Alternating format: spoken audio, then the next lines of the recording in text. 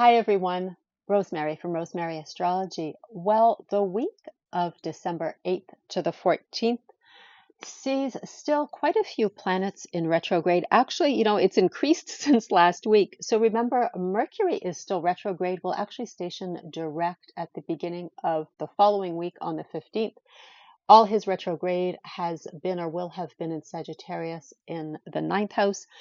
Again, what is related to what is foreign, publishing, long distance travel, higher education, just the idea of mass media, mass communications. It's also organized religion. So maybe you were reviewing something in that area. It's brought something back up in that area.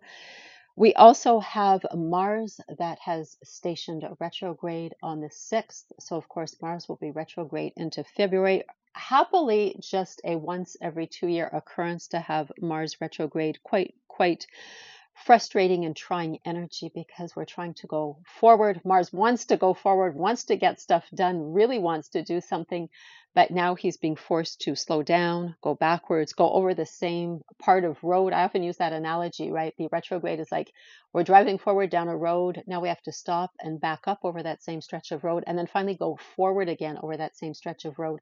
So it does, in the case of whatever retrograde or whatever planet is retrograde, bring a review of some sort. Maybe something comes up that is really calling our attention.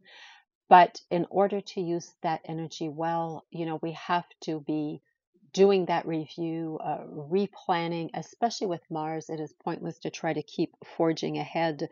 We also have Jupiter retrograde in Gemini and Mars retrograde in Taurus.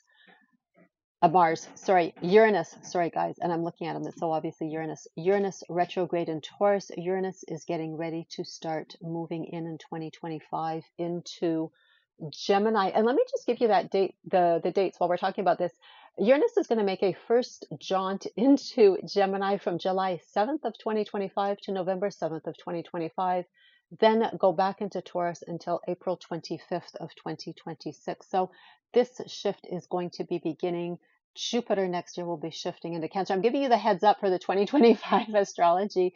Neptune and Saturn are going to begin shifting into Aries. So a lot of shift. You've probably, if you've been watching my astrology or reading up or watching elsewhere, big shift as these, I call them the heavy hitters, move from earth signs. So that was Taurus, and water signs, Pisces.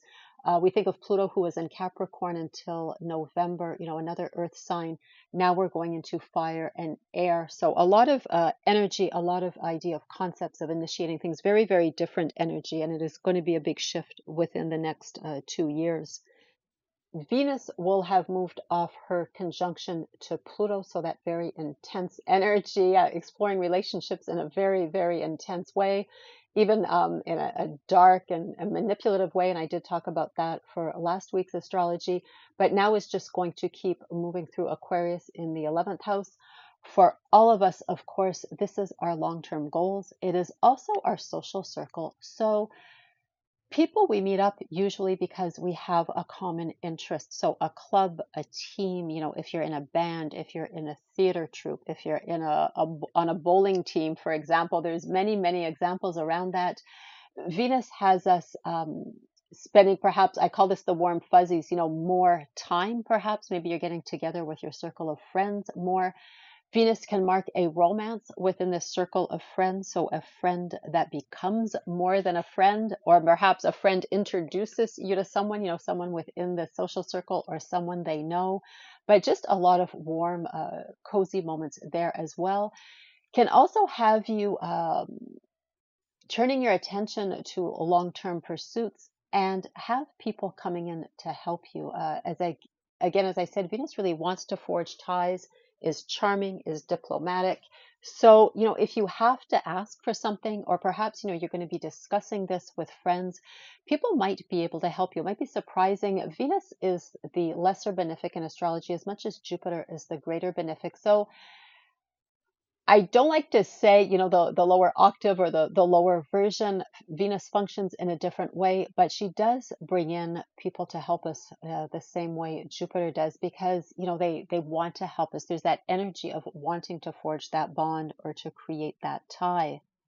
So guys, that's everything I wanted to tell you for this week. Have a wonderful week, and I'll see you in the next one.